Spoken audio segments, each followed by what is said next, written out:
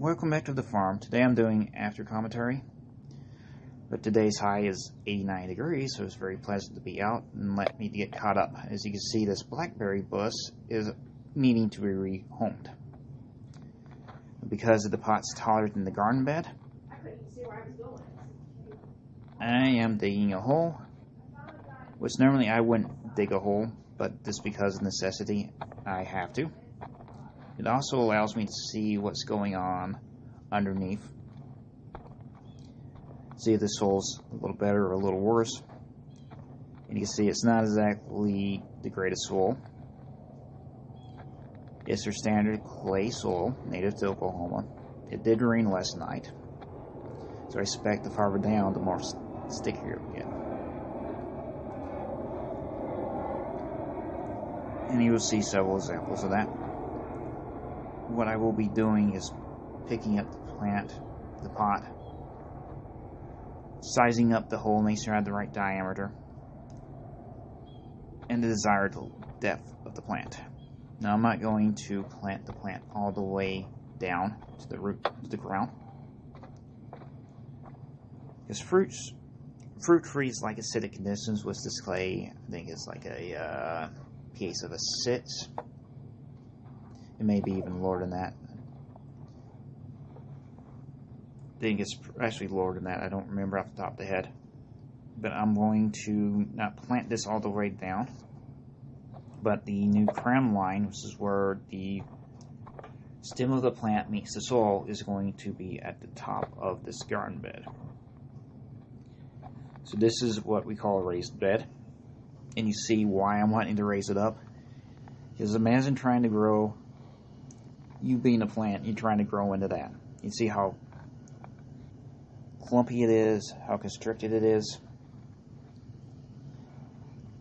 It's not the best thing in the world for a plant before into the Blackberry actually likes this type of soil, but I'm actually going to loosen this up to give it a little more energy to spend.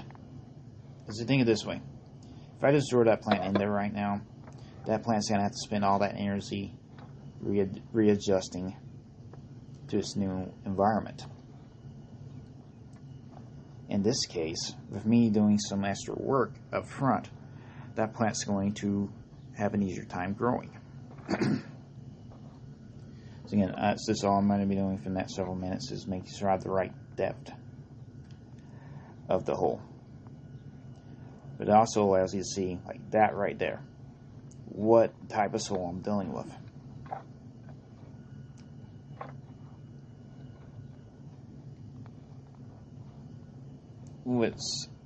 If this was my actual garden, I would have this hole already dealt with, because, you know, I have much better soil in my garden than in this yard.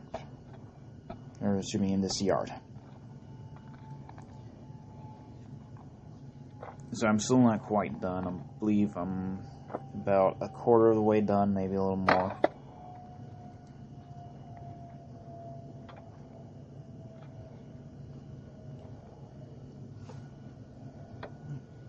Excuse me.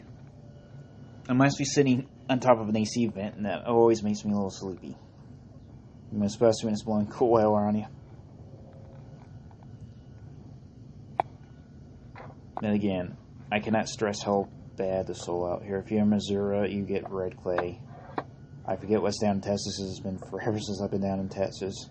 But here we just have this wonderful, sarcastically speaking, clay soil.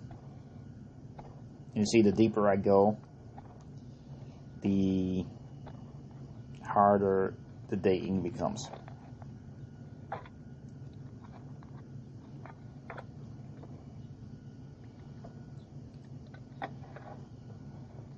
And if you want to fast forward, I'm not going to omit much information from here. You're not going to learn much from this. You're just going to see me size up the whole plant, make sure that height's the correct weight, so forth and so on. But I will be expanding the hole a little more than the pot base, just because I want to add some of that material that the pot. When I pull the plant out from the pot, you're going to have loose material. That material is going to go back in the hole around the plant, so it has the bacteria, the fungi, its preferred environment within its roots, so it's going to have an easier time adjusting. That's not necessarily necessary. You just don't want to have any air pockets when you transplant a plant like this into the ground, because the roots themselves, if they hit air, they think, oh, I'm not in the ground anymore, and that root will basically die because it doesn't need it. But you already put this in the ground. Now, if you do make that mistake, it happens every once we get in a hurry. It happens. Eventually, gravity is going to self-adjust it, because the soil will fall into that hole eventually. So after a couple of days, don't be surprised you come out and you see a soil level much lower than what you had started with, or soon after when you filled up the raised garden bed, because gravity will pull the soil down and even it out. The other reason why I'm planting that blueberry there is that the sunflowers will give it shade from the August heat. And it also allows me to have more of a centralized area. Now here's what I'm deciding to pull this plant out. You see I'm trying to pull from the bottom. I'm taking loose materials out. Now I actually tried to grab the plant like right there. That's kind of not before it. And I could actually hear roots starting to break. So that's when I backed it off. Fortunately, I don't think I damaged the taproot. So now I have to see if it's there. Realize I have to go pull some material out. So that's what I'm going to do, is pull this material out. Now you're always going to damage some roots. Don't worry about that. You just don't want to do too much. Now I'm going to fill this material around the plant to keep the roots from thinking that, oh hey, I'm exposed to air, I don't want to grow anymore. Once I get that done, I'm going to be backfilling some material, which you will see here, I believe, in a couple minutes here. I'm just checking the pot, make sure that I don't have anything left. Adding some sticks. This is for a little bit of a water battery in there. I don't need a whole lot, because I know the water is going to go simmering down. And I actually plan on adding compost at the top, and letting that compost eventually trickle down to the various levels. With this, you have to think in layers like making a lasagna. Now I'm just taking my little time here. Now I could grab that bin and dump it all at once, but it rained last night. That bin's a little heavier than what I would deal with, and I don't quite want to dump that just quite yet.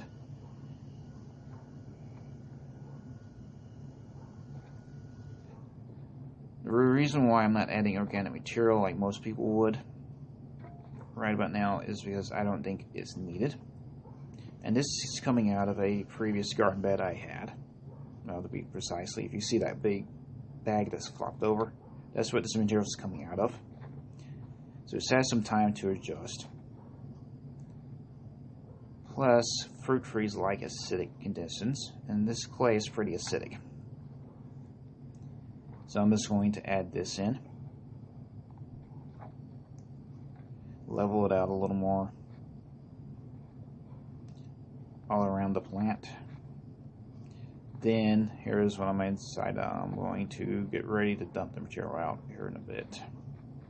I originally wanted to dump it out, but I decided it was a little too full for my liking. That, I'm just afraid the container was going to break if I picked it up. You can say, hey, I'm losing some soil every time I do that. Here's the thing: the soil is gonna end up in there either way.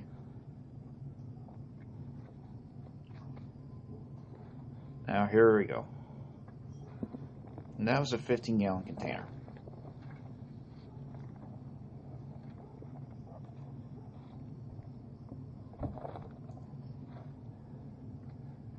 You see, it's still not quite enough.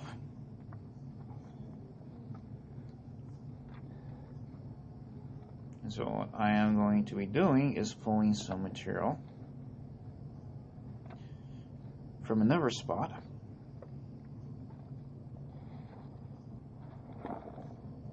This is just not even a foot away. This is where this material originally came from. This is where I had the squash growing. I think I ended up finding some onion bulbs in here unintentionally. There was a big patch of glass that I don't want in there.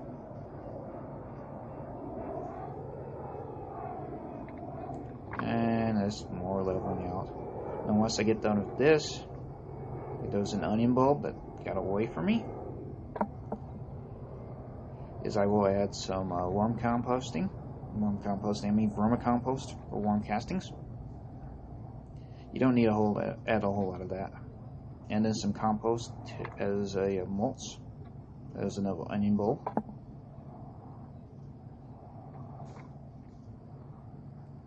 And then I will be done with this. Now, after a few days, I fully expect I will be adding some more material because that soil, if this is loose, is going to compact a little due to gravity.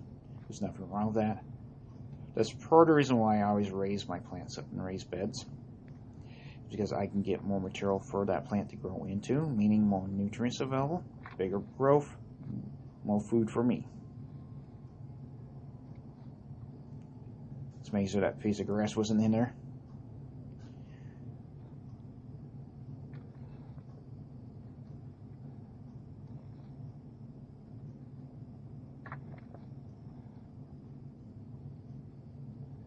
You see, that's a good clump of clay that I was talking about, how bad the soil is out here.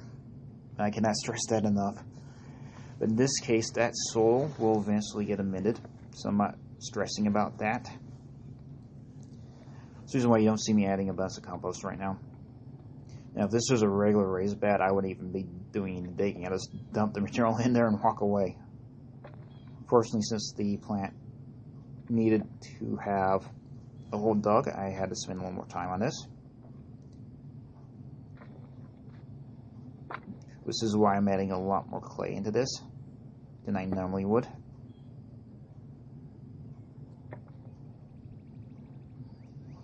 If you're wondering why I didn't dump this out, I was actually trying to get my exercise in.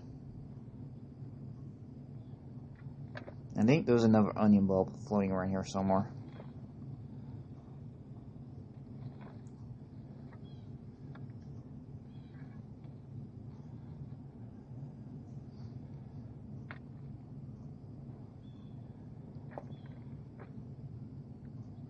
Now, if I had my buckets available, I would already have this in buckets and just dump the buckets, but I do not have those available. And if you're wondering about what this bag is, it's actually a grow bag that's set to be a raised bed. I think it's like 5 feet round. It holds 100 gallons, so if you're looking for something to get into for not a whole lot of bang for money, that's fairly easy to get into. I think it comes in green or black. I got the black because it was a little cheaper, and I like black as doing the early months when it's still cool. The black attracts heat, heats up the soil, causes the plants to think, hey, it's warmer conditions, and start growing a little quicker. I don't have any plans to use that next year, so I'm more than likely going to be giving that to a friend or a neighbor that's wanting to get into gardening.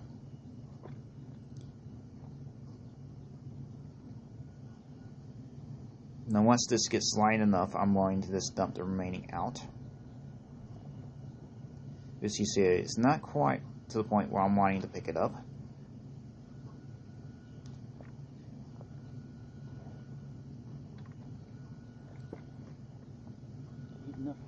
I typically do not fill my raised garden beds up all the way anyway, because I want to add more organic material, such as mulch.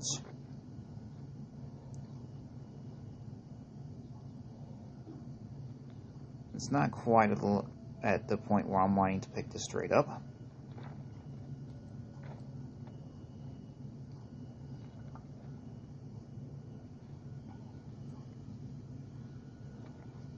It's getting close.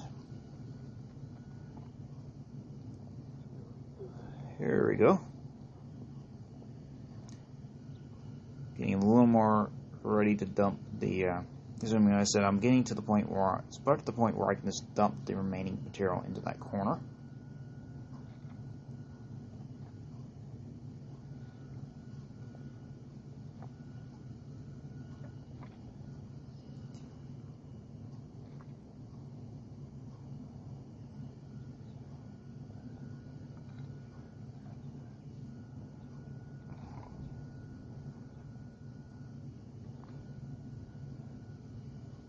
There we go. I have enough material I can just dump this thing right off.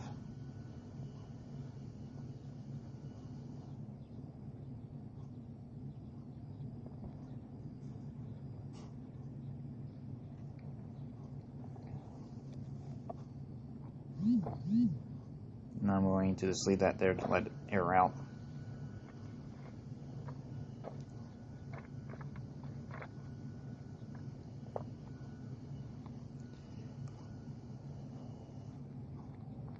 The reason why I'm not centering this all the way even is because I know this material is going to want to level out from gravity. So by me having it as a hill, I can keep adding material to the base of the plant. This is what I want.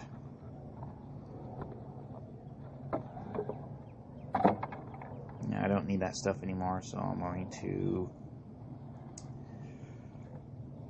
go get some my vermicompost and my worm castings. These two things are interchangeable, so you can call it whatever you want.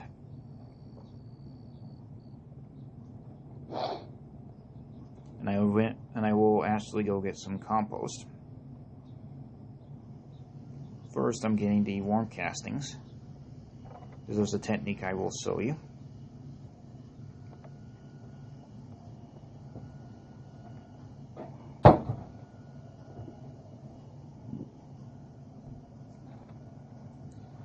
And I'm waiting all the sweat off me. I'm actually. I took a little break there. About getting my bucket to dump the stuff in the compost and take some more refined compost as mulch. Yes, you see there's a bit of a bee swarm over there, so I'm trying not to get caught up by the bees.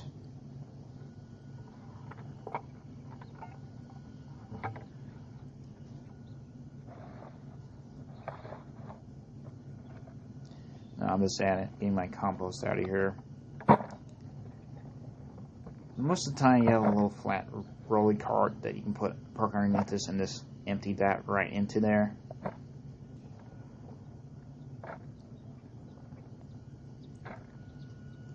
But this is going to serve as a mulch for the plant.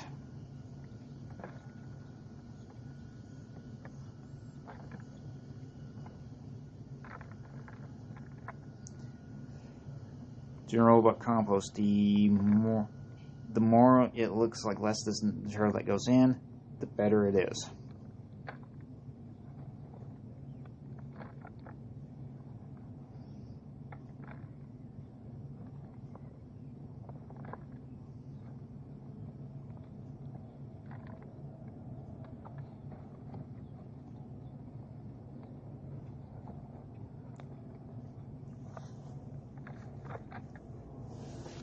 Excuse me.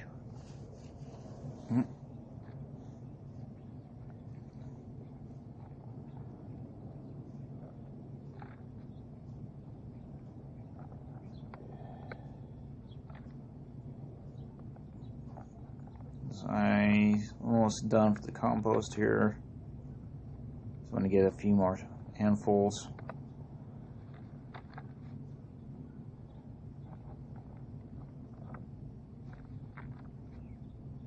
So I believe I was wanting to get about half the bucket, which is 2.5 gallons of compost.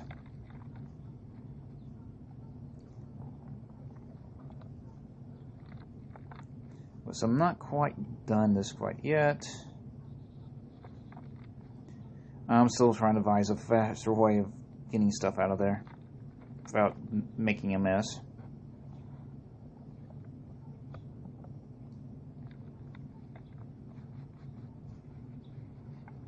That's the end of that.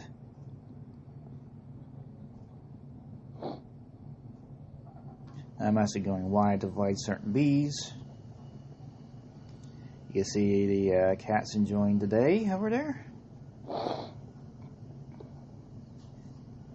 See the clover's looking nice. Spray that rain. When I let the sunflower grow there, I wasn't really planning that out too well. Now I'm actually going to go get my worm casting bin.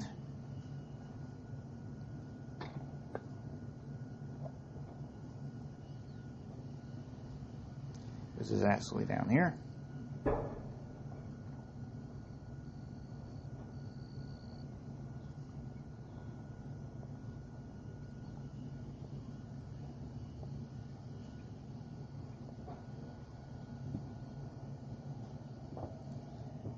That was my worm casting bin. I have to make some. I'm still going to figure out where I may put this equipment.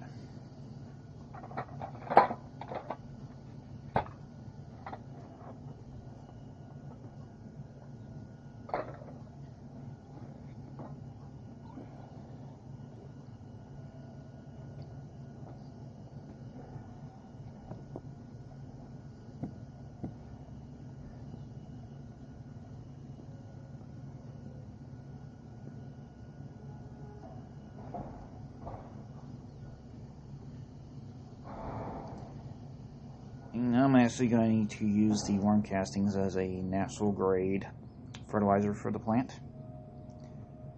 Instead of this me using the synthetic fertilizer, which the plant has to uptake immediately, this is going to be slowly, so the plant's going to use it when it needs. And this method right here is what we call cross-dressing. Basically, I'm making a little area of compost.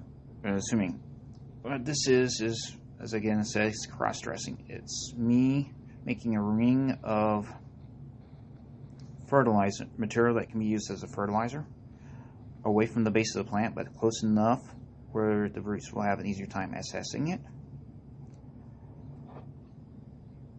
Then what I'm going to do is actually spread some vermicompost worm castings the surface so over the layer here. At this point I was just kind of enjoying, because again we saw how there's not a lot of organic material in here, so that's going to add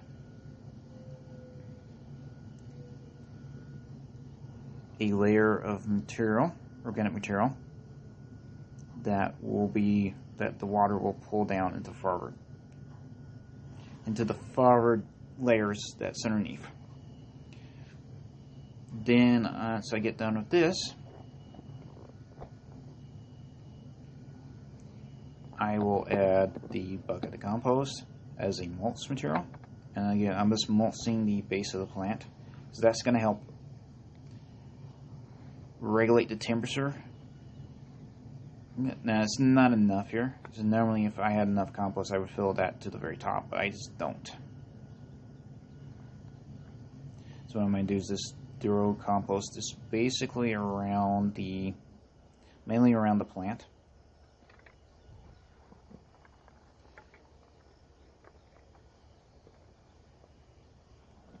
Again, you see how the color of the compost and worm castings compared to the dirt previously is different. This is why I'm adding some material to the top layer, is when it's exposed to water, the water is going to drag some of that down into the previous layers, as I've stated before. And at this point I'm pretty much done. Now I expect to come back in a day or two, make sure the plant's not having any issues, I may add a little bit of garden surface to the top of the raised bed and add some more material.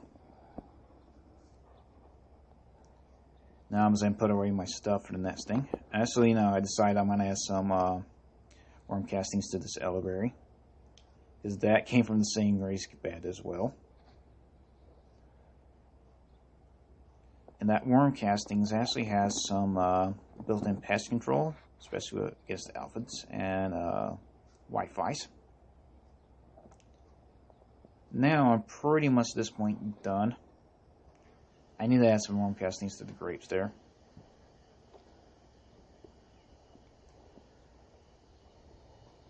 Thanks for watching. As always, feel free to like, subscribe, leave comments there. And as a bonus, you can see I've planted some of the pumpkins in there. I will have another video up here later today talking about that.